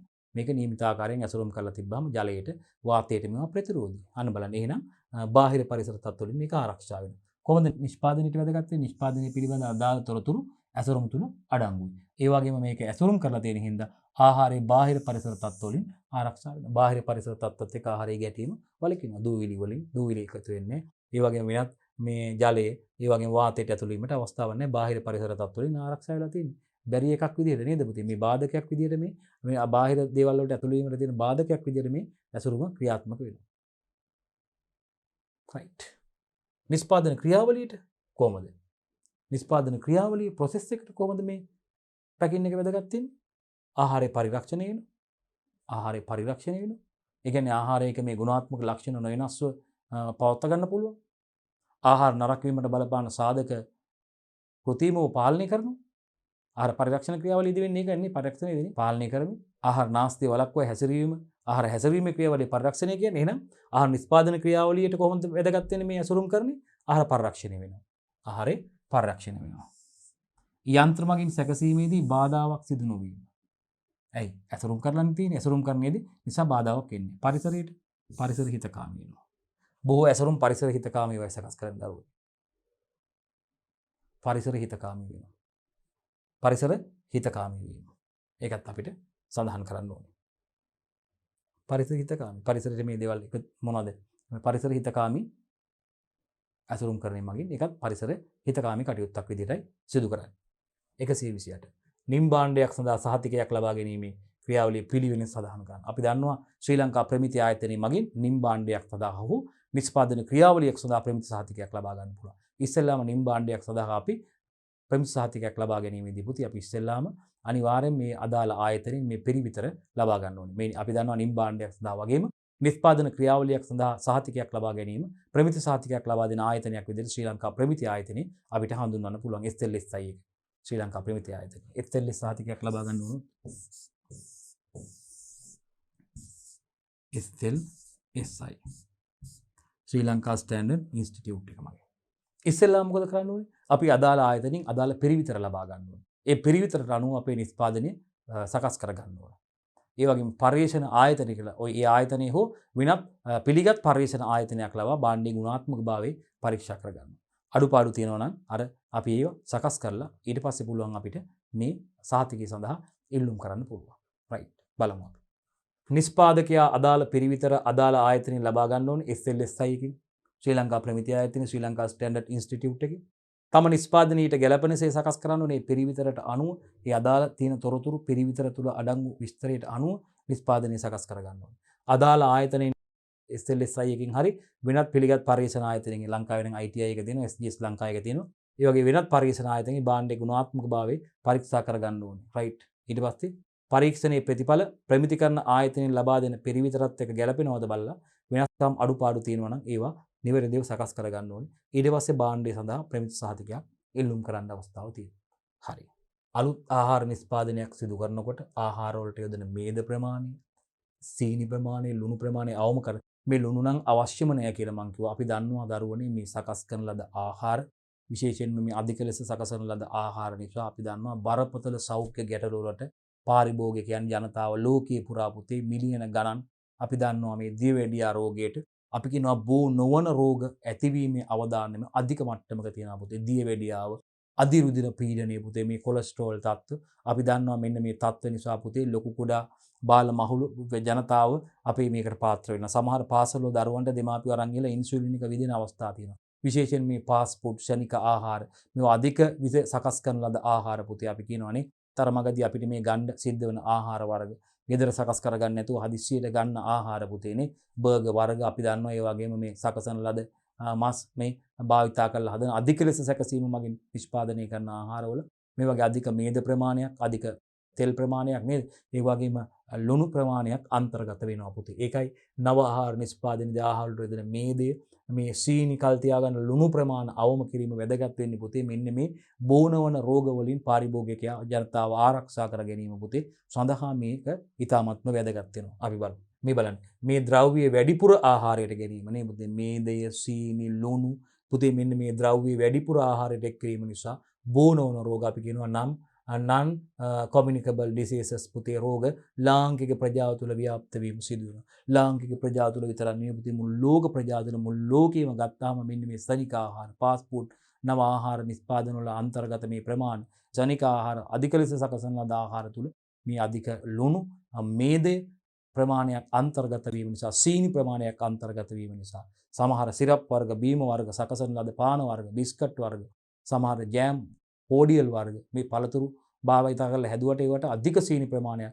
ග්‍රෑම් 100ක අන්තර්ගත සමහර ආහාර නිෂ්පාදන තියෙනවා සමහර මේ කිරි පිටි නිෂ්පාදනක් තියෙනවා මේ ටින් කිරි වගේ දේවල් වලට පැණි එකතු කරලා තියෙනවා සීනි ප්‍රමාණය ගත්තාම ග්‍රෑම් 100ක සීනි ග්‍රෑම් 50ක් විතර අන්තර්ගතයි ඒක අධික සීනි සහිත තියෙනවා ඉතින් සීනි දාන්න අවශ්‍යත් නැහැ ඒවටත් ගෙනල්ලා ගෙවල් වල දාලා සීනි දාලා බීපුවාම ඔන්න මේ අර බෝනෝර රෝග වලට පාත්‍ර වීමේ අවදානම් වැඩි අවදානම් සහගත තත්ත්වයක් තියෙනවා පුතේ ඉතින් ඒක වළක්වා ගන්න අපිට මෙන්න මේ ද්‍රව්‍ය වැඩිපුර අරපියා කරන ලුණු සීනි මේ දේ වැඩිපුර ආහාරයට එක්වීම නිසා මේ බෝනෝන රෝග අපි ඇතිවීම ලාංකික ප්‍රජාව තුළ ව්‍යාප්තයෙන්ම සිදුවෙන බැවින් තමයි පුතේ අර ආහාර සැකසීමේදී අර ද්‍රව්‍ය අපි අඩුවෙන් භාවිතා කරන්න අවශ්‍ය වෙන්නේ. ප්‍රශ්න අංක 130 ආහාර ඇසුරුමක් කියන්නේ මොකක්ද කියලා අහනවා පුතේ. රයිට්. පැකින් ගැන කතා කරන්නේ ආහාර ඇසුරුම. ආරක්ෂාව සපයන්න පුළුවන් ආකාරي ආහාර පරිරක්ෂණයට උපකාරී වන sannivedana කෘත්‍යයක් ඉටු කර හැකි ද්‍රව්‍යයක් තමයි ආහාර ඇසුරුමක් කියන්නේ. පොයින්ට් අවුට් කරගන්න පුතේ. එක ආරක්ෂාව සැපී හැකි ආකාරය කියන එක අනිවාර්යයෙන්ම තියෙන්න ඕනේ උත්තරය ඕගොල්ලෝගේ. ඊළඟට අංක 2 ආහාර පරිරක්ෂණයට උපකාරී වෙනවා පුතේ. අනිවාර්යයෙන්ම හැඳින්වීම තුල ඒක තියෙන්න ඕනේ පුතේ. ඒ වගේම තුන්වෙනි සහ අවසන් කාර්යය තමයි පුතේ. sannivedana කෘත්‍යයක් ඉටු කළ හැකි ද්‍රව්‍යයක් තමයි පුතේ ආහාර ඇසුරුමක් කියලා කියන්නේ. එහෙනම් දැන් බලන්නකෝ ඕක ඔය විදිහට පොයින්ට් අවුට් කරලා මතක තියාගත්තොත් ජීවිත කාලෙට විභාගෙට විතර නෙවෙයි ආහාර ඇසුරුමක් කියන්නේ මොකක්ද කියලා අහුවොත් පුතේ. රයිට් ආරක්ෂාවක් සැපේ හැකි එක ආකාරي ආහාර පරිරක්ෂණයට උපකාරී වෙන පුතේ. ආහාර පරිරක්ෂණයට උපකාරය. ඒ වගේම ඇසුරුම හරහා මේ ආහාරය පිළිබඳව sannivedana කෘත්‍යයක් ඉටි වෙනවා පුතේ. ආහාර නිෂ්පාදනය සම්බන්ධයෙන් ඇසුරුම තුල ලේබල් එකක් printed ලේබල් එකක් තියෙනවා. ඒ වගේම නැත්තම් ලේබල් එකක් අලවලා තියෙනවා ඒක. ඇසුරුම තුල. එහෙනම් මතක තියාගන්න ආහාර ඇසුරුමක් කියලා කියන්නේ අපි දන්නවා ආරක්ෂාවක් සැපී හැකි ආකාරය. ආහාර පරිරක්ෂණයට දායක වන sannivedana කෘත්‍යයක් ඉටු කළ හැකි ද්‍රව්‍යයක් තමයි ආහාර ඇසුරුමක් විදිහට හඳුන්වන්නේ. කරුණු තුන අන්තර්ගත වෙන්න ඕනේ. පැහැදිලි. රයිට් ආරක්ෂාවක් සපයන්න පුළුවන් ආකාරي ආහාරයේ පරිරක්ෂණයට උපකාරී වෙන sannivedana කෘත්‍යයක් ඉටු කර හැකි ද්‍රව්‍යයක්. ආයේ කවදාවත් අමතක වෙන්නේ නැහැ. ඒ විදිහට මතක තියාගන්න. ඔබ ලියලා ඇත්තේ හරි දාගන්න ලකුණු 3ක් හම්බ වෙනවා අර්ථ දැක්වීමක් සඳහා. 131. ආහාර ඇසුරුම් කරන්නේ අරමුණු කිහිපයක් සඳහන් කරන්නේ. ඒකටත් යනවා අපි. ආහාර නිෂ්පාදනයේ අවස්ථාවේ ඉඳලා ආහාරය පරිභෝජනය කරන අවස්ථාව දක්වා එහි ගුණාත්මක බව රැක ගන්නවා. නිෂ්පාදනය කරපු අවස්ථාවේ ඉඳන් පරිභෝජනය කරන අවස්ථාව දක්වා විවිධ හේතු නිසා ආහාරය අනාරක්ෂිත බවට පත් වෙන්න පුළුවන්. භෞතික, රසායනික, ජෛව විද්‍යාත්මක සාධකයකට බලපාන්න පුළුවන්. අනුතුරුදායක තත්වයකට ආහාරය පත් වෙන්න පුළුවන්. ඉතින් ආහාරය නිෂ්පාදනය කරන අවස්ථාවේ ඉඳන් ආහාරය පරිභෝජනය කරන අවස්ථාව නිසා මෙන්න මේ කියපු විවිධ හානි මගින් ආහාරය ආරක්ෂා කර ගැනීම සඳහා විවිධ සාධක මගින් ආහාරය ආරක්ෂා කර ගැනීම සඳහා අනිවාර්යෙන්ම ගැළපෙන සුදුසු ඇසුරුම් කරණයක් ආහාර ඇසුරුම් කිරීම අතිශයින්ම වැදගත් වෙනවා. බලන්න එහෙනම් ආහාර නිෂ්පාදනය කරන අවස්ථාවේ ඉඳන් පරිභෝජනය කරන අවස්ථාව දක්වා ආහාරයේ ගුණාත්මක බව ආරක්ෂා කර ගැනීම සඳහා ආහාර ඇසුරුම් කරන්නේ වැදගත් වෙනවා. අවසු අසුණු හානිය අවම කරන්න, පෝස්ට් හවුස් ඩැමේජ් එක අවම කරන්න. අසුණු නෙල්න අවස්ථාවේ ඉඳන් අසුණු පාරිභෝගිකය අතර පත්වන අවස්ථාව දක්වාම අපි කියනවා පුතේ මේ සිදුවන හානිය වලට තමයි පසු අසුණු හානි කියන්නේ. එහෙනම් අසුණු නෙල්න අවස්ථාවේ ඉඳන් පාරිභෝගිකය අතර පත්වන අවස්ථාව දක්වාම සුදුසු ඇසුරුම් කරන්නයකට ආහාරය ලක් කරලා තිබ්බොත් නැත්නම් නිෂ්පාදනය ලක් කරලා තිබ්බොත් පුතේ අපිට මේ නැත්නම් එළවලු පළතුරු වෙන්න පුළුවන් පසු අසුණු හානි අවම කර ගැනීම සඳහා මේ ඇසුරුම් කිරීම වැදගත් වෙනවා. පැපොල් එහෙම බලන්නකෝ ප්‍රවාහනය කරනකොට මේ ඇසුරුම් කරලා අර පත්තර පිටු වලින් ඇසුරුම් කරලානේ හොඳට ඔතලනේ මේවා ගෙනියන්නේ. ඉතින් ප්‍රවාහනයේදී සුදුසු ඇසුරුම් භාවිතා කරනවානේ පුතේ. දබඩාවේ නිසු ආකාරයෙන් ඇසුරුම් කරලා තිබ්බාම හානි වෙන එක වළක්ව ගන්න පුළුවන්. එහෙනම් අසුණු පසු අසුණු හානි වෙන්න පුළුවන් විවිධ ආකාර තමයි කිව්වේ. අසුණු නෙල්න අවස්ථාවේ ඉඳන් අසුණු පාරිභෝගික අතර පත්වන අවස්ථාව දක්වාම සිදුවන හානිය තමයි පසු අසුණු හානි කියන්නේ. එහෙනම් මේ පසු අසුණු හානි අවම කර ගැනීම සඳහා මේ සුදුසු ඇසුරුම් තත්ත්ව භාවිතා කිරීම ඇසුරුම් ක්‍රමවේද භාවිතා කිරීම වැදගත් වෙනවා. ඒ වගේම මේ භාවිතයට පහසු කිරීම මගින් පාරිභෝගිකයාගේ කාලය ඉතිරි වෙනවා පුතේ. මේ ඇසුරුමක් තුල දාලා තියෙන එකක් අරගෙන ප්‍රයෝජනට අරගෙන ආයි අපිට භාවිතා කරලා නැවත අරකට දාලා වහලා තියන්න පුළුවන්. තියන්න තැන් හොය බලන්න අවශ්‍ය නැහැ. කාලේ පාරිභෝගිකයාගේ ඉතුරු වෙනවා භාවිතයට පහසු කිරීම මගින් ඇසුරුමක් තුල අසුරා තිබීම මගින් පාරිභෝගිකයාගේ කාලය ඉතුරු කර ගැනීම සඳහා ඒක හේතුවක් වෙනවා. ආරක්ෂක ආවරණයක් ලෙස ක්‍රියා කරනවා. මම ඒක කිව්වා බැරියර් එකක් විදියට. ප්‍රොටෙක්ෂන් එකක් දෙනවා. ආවරණයක් විදියට කව එකක්. ආහාරය කව කරලා තියෙන්නේ. පිටතට නිරාවරණය වෙන්නේ නැතුව වායුන්ට ඒ වගේම ජලයට නේද පුතේ මේවට ප්‍රතිරෝධී විදියට සුද්ධ ජීවීන්ට ඇතුල් වෙන්න බැරි ආකාරයට මේ ආරක්ෂක ආවරණයක් දැන් ආහාරයේ ඇසුරුම තුල දාලා තිනකොට වටේට ආවරණයක් විදියට තියෙනවානේ ආරක්ෂක ආවරණයක් කව එකක් රයිට් එහෙනම් මතක තියාගන්න ආහාරයට ආරක්ෂක ආවරණයක් විදියට ඇසුරුම ක්‍රියා කරන ඇසුරුම් කරන අරමුණ ආහාරයේ ශුද්ධ පරිසරයත් ආහාරය තුල තියෙන ශුද්ධ පරිසරයත් බාහිර පරිසරයත් අතර ද්‍රව්‍ය හුවමාරු වීමට බාධකයක් විදියට ක්‍රියා කරනවා බලන්න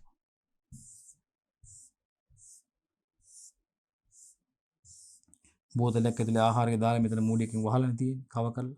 ඒතකොට බලන්නකො මේ ආහාරය තුල තියෙන මේ ශුද්ධ පරිසරය.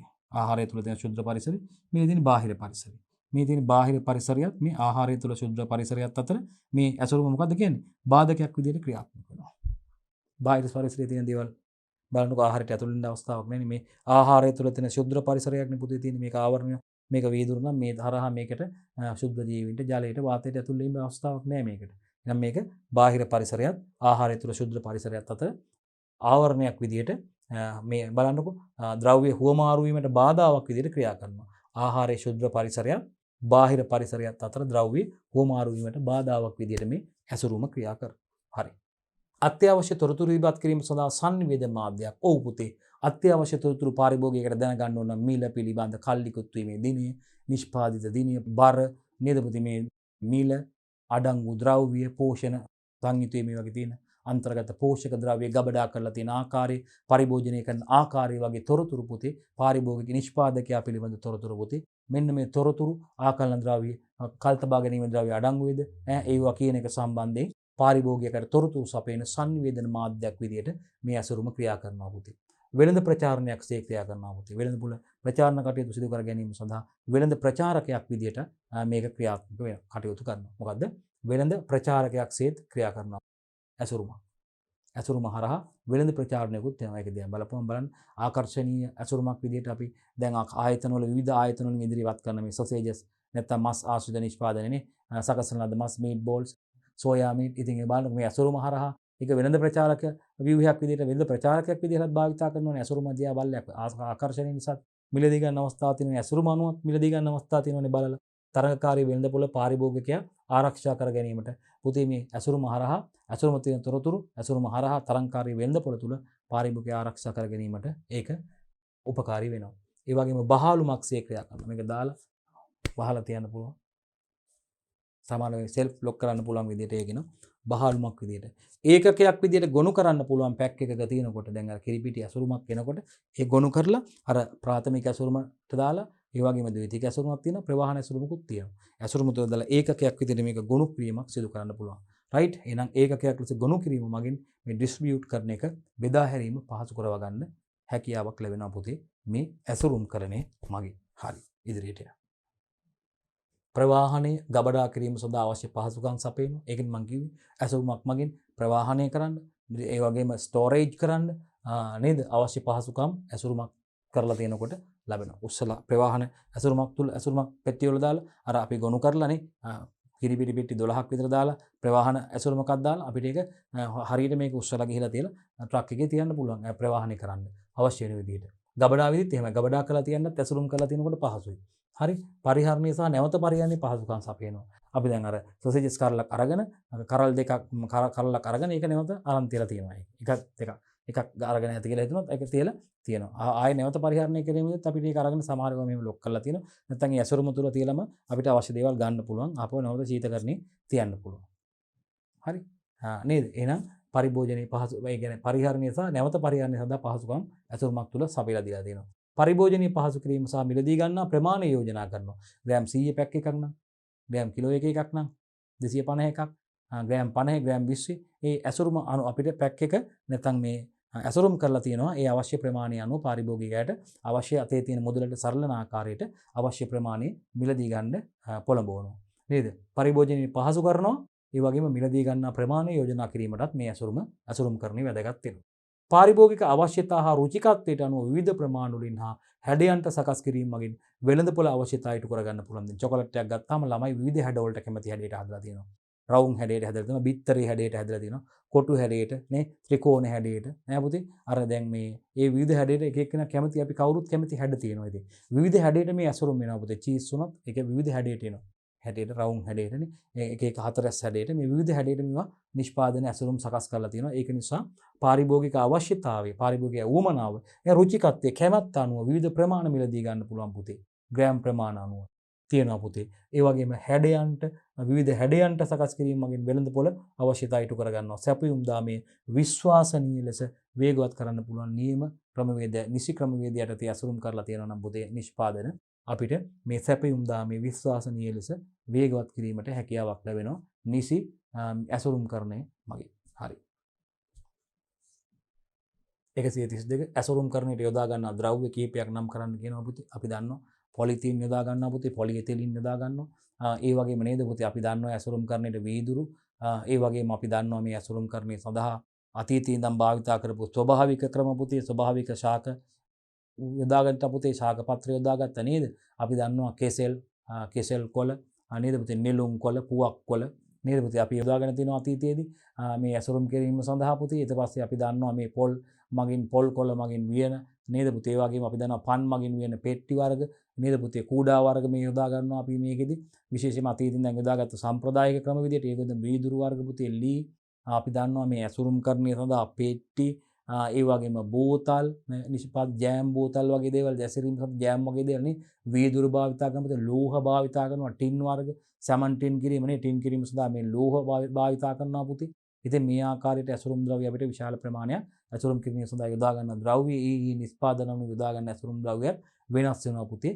රයිට්. හරි. අපි බලමු ඇසුරුම් කරණයට අදාළ යොදා ගන්න ඇසුරුම් ද්‍රව්‍ය කීපයක් අහන්න. රයිට්. සම්ප්‍රදායික ඇසුරුම් ද්‍රව්‍ය ටික බලමු පුතේ ටක් ගාලා. රයිට්. මේ බලන්න. ස්වභාවික ශාක පත්‍ර, කෙසෙල් කොළ, පුවක් කොළ, නෙළුම් කොළ. කෑමෝඩු අදලත් උතරනවානේ. බත් එහෙම උතරනවානේ මේ වගේ පුතේ කෙසෙල් කොළ වල. මේ ඒතර මේ නෙළුම් කොළ වල ලම් ප්‍රයිස් කියලා කෙසෙල් කොළ, නෙළුම් කොළේ දාලා කෑම එක උතලා තියෙනවා පුතේ. ඉතින් මේකෙන් අපි දන්නවා අර ඒ වගේ ෆ්‍රෙෂ් ගතිය, නැවුම් බව පවත්වා ගන්න පුළුවන්. ඒ වගේම මේ ශාකමේ කෙඳි, පොතු, පොල්, තෘණ බට යොදා ගන්නවා. ලෝහමය ද්‍රව්‍ය, ලී වර්ග, කඩදාසි, මැටි, වීදුරු, ප්ලාස්ටික් හා පොලිතීන් යොදා ගන්නවා. රයිට්. ස්වභාවික ශාක පත්‍ර ඇසුරුමක ලක්ෂණ අහනවා පුතේ අපිට. එකක්, ෆ්‍රෙෂ් එක නැවුම් ගතිය හොඳින් ආරක්ෂා වෙනවා. ස්වභාවික ශාක පත්‍ර ඉක්මනින් දි รา පත් වෙනවා පුතේ. පරිසර හිතකාමී. සෞඛ්‍ය හා පාරිසරික ගැටලුවක් නැහැ. රයිට්. සෞඛ්‍ය හා පාරිසරික ගැටලුවක් නැහැ. නැවුම් බව හොඳින් ආරක්ෂා වෙනවා පුතේ. ඒ වගේම ඉක්මනින් දි รา පත් වෙනවා පුතේ. සෞඛ්‍ය හා පාරිසරික ගැටලු ඇතිවීමකුත් නැහැ ඒ තුල. ශාකමය කෙඳි සහ පොතු ඇසුරුමක ලක්ෂණ මොනවද කියලා අහනවා පුතේ. පරිසර ගැටලු ඇති වෙන්නේ ඒවත් පහසුවෙන් දි รา පත් වෙනවා. පරිසර ගැටලු ඇති වෙන්නේ පහසුවෙන් දි รา පත් වෙනවා. ලෝහමය ද්‍රව්‍ය ඇසුරුමක ලක්ෂණ මොනවද කියලා අහනවා බලන්නකෝ. ලෝහමය ද්‍රව්‍ය ඇසුරුමක තියෙන ලක්ෂණ. ටින්, සැමන්, ටින් කිරීම, ආහාර ටින් කිරීමට ටින් කියන ලෝහය භාවිත කරනවානේ පුතේ. ලෝහමය ඇසුරු, ඇලුමිනියම් ඇසුරුම් භාවිත කරනවා. සමහර ඒ වගේ මේ ඒවා ආහාරත් එක්ක ප්‍රතික්‍රියා කරන නිසා ඇතුලෙන් වෙනත් ආලේපන කරලා තියෙනවා පුතේ. ඒක අර ආහාරයත් එක්ක ප්‍රතික්‍රියා නොවන ආකාරයට. රයිට්. ඒකත් මතක තියාගන්න ඕනේ. ලෝහමය ඇසුරුම් ද්‍රව්‍ය ලක්ෂණ අහන්නේ. තාපයට ඔරොත්තු දෙනවා. අපාරගම්‍යයි පුතේ. විවිධ දේවල් සඳහා අපාරගම්‍යයි. ආහාරය සමග ප්‍රතික්‍රියා කරන්න පුළුවන් ඒවා. රයිට්. ඒක මතක තියාගන්න. ලෝහමය නැත්නම් ඇලුමිනියම් ප්‍රතික්‍රියා කරන්න පුළුවන් නේ. ඒ නිසා ඒවා ඇතුළතින් වෙනම මේ වර්ණයක් ආලේප කරලා වෙනම දේවල් වෙනම ඒ බාධකයක් විදිහට ප්‍රතික්‍රියා කරන්නේ නැති වෙන ආකාරයට ඒවා තුළ වෙනමත් ඇසුරුමක් එක තමයි එන්නේ. අපාරගම්‍යයි වෙනම ආලේපනයක් කරනවා මේවා ඇලුමිනියම් ප්‍රතික්‍රියා කරන්නේ නැති විදිහට. ආහාරයට ප්‍රතික්‍රියා නොකරන ආකාරය. ආහාරය සමග ප්‍රතික්‍රියා කරන්න පුළුවන්. දෙක අපාරගම්‍යයි ඒ වගේම ආහාර සමග ප්‍රතික්‍රියා කරන්න පුළුවන්. හරි. 36. කඩදාසි ඇසුරුමක දැකිය හැකි ලක්ෂණ මොනවද? කඩදාසි ප්‍රතිචක්‍රීකරණය කරන්න පුළුවන් නැවත. ජල ප්‍රතිරෝධී වෙන්නේ නැහැ පුතේ ඔන්නේ. ජල ප්‍රතිරෝධී වෙන්නේ ජලයට ප්‍රතිරෝධී වෙන්නේ ජලය ඇතුල් වෙන්න පුළුවන් එකත් එක්ක ඇතුළට සැහැල්ලු. මැටි ඇසුරුමක දැකිය හැකි ලක්ෂණ මොනවද කියලා අහනවා. මැටි ඇසුරුමක් ගත්තාම පුතේ යා සිදුරු සහිතයි. සෞඛ්‍ය ආරක්ෂිත බව මැටි වර්ගයේ සහ ලබා ගන්නා ස්ථානයේ මත තීරණය වෙනවා පුතේ. නැවත නැවත භාවිතා කරන්න පුළුවන්. දැන් ඔය අපි දන්නවා ඔය කිරිහට්ටි වලට සඳහා මැටි බඳුන් භාවිතා කරනවානේ නේ. කිරිහට්ටි ඒවා කිරි ඇසිරීම සඳහානේ. ඒ වගේ දේවල් ඇසිරීම සඳහා. ඒ වගේම ශුද්‍ර ජීවීන්ට මේ තුල ගුණණය වෙන්න පුළුවන්. පාරිසරික ගැටලු අවම වෙනවා. 4යි 5යි.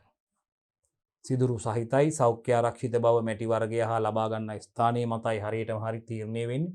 නැවත නැවත භාවිතා කරන්න පුළුවන් මේවා. ශුද්‍ර ජීවීන්ට මේ තුල ගුණණය වෙන්න පුළුවන් හැකියාව තියෙනවා. පාරිසරික ගැටලු අවමයි ඒවා වගේ. වීදුරු ඇසුරුමක දකින්න පුළුවන් ලක්ෂණ. ඉහළ උෂ්ණත්ව වලට ඔරොත්තු දෙනවා පුතේ වීදුරු ඇසුරු. ඉහළ උෂ්ණත්ව වලට ඔරොත්තු දෙනවා. වීදුරු ආහාර ද්‍රව්‍යත් එක්ක ලෝහ වගේ ප්‍රතික්‍රියා කරන්නේ නැහැ පුතේ. දෘಢ ඇසුරුමක් නිසා ආරක්ෂාව සපයනවා.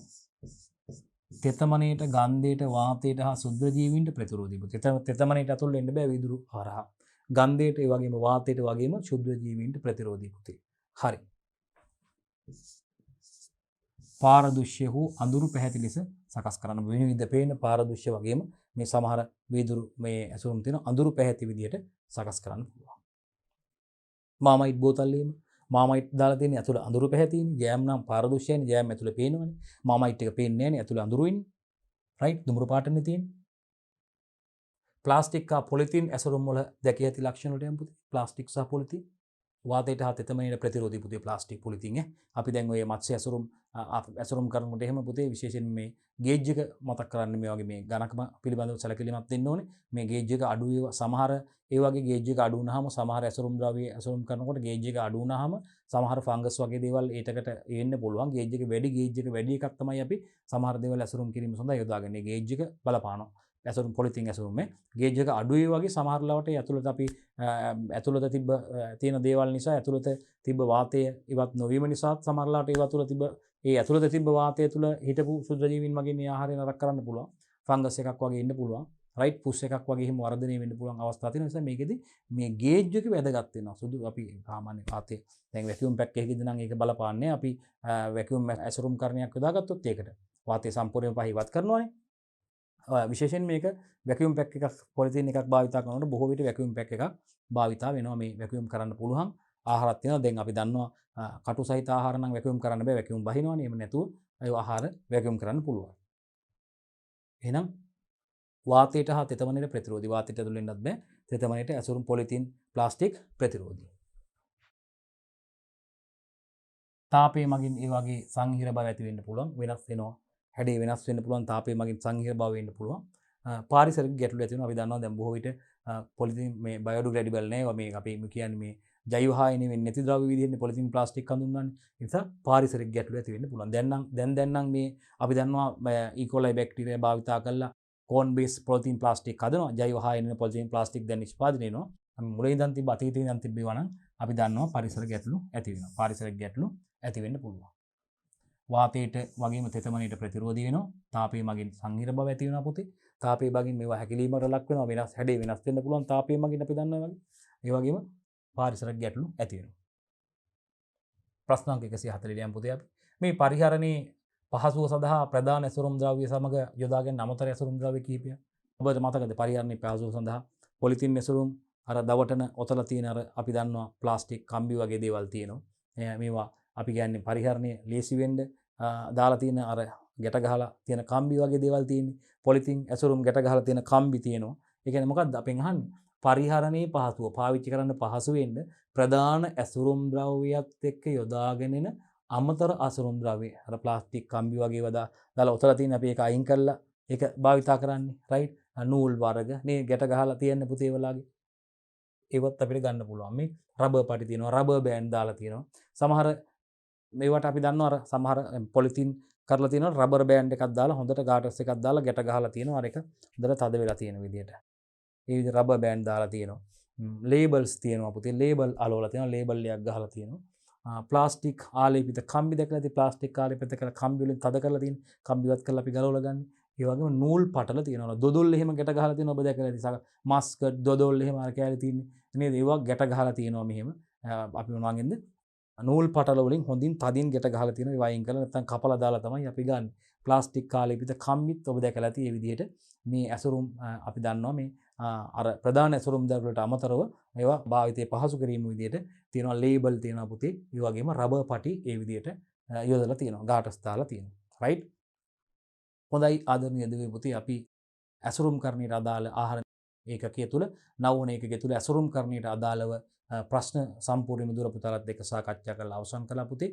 ඒ වගේම අපි උසස් පෙළ ජෛව පද්ධති තාක්ෂණ විද්‍ය 12 වෙනි ශ්‍රේණියේ 9 වෙනි ඒකයට අදාළ සමාලෝචන ප්‍රශ්න ඉදිරි පුතේ කතා කරන්නේ. මේ වෙනකොට දුර පුතාලත් එක්ක අපි සාර්ථකව ප්‍රශ්න 140ක් කතා කරලා අවසන් කරලා තියෙනවා. ඒකකේ ඉතිරි කොටස් වලට අදාළ සමාලෝචන ප්‍රශ්න ටික අපි බලාපොරොත්තු වෙන දුර පුතාලත් එක්ක ඊළඟ කොටස් වලින් සම්බන්ධ වෙලා සම්පූර්ණයෙන්ම සාකච්ඡා කරලා අවසන් කරා.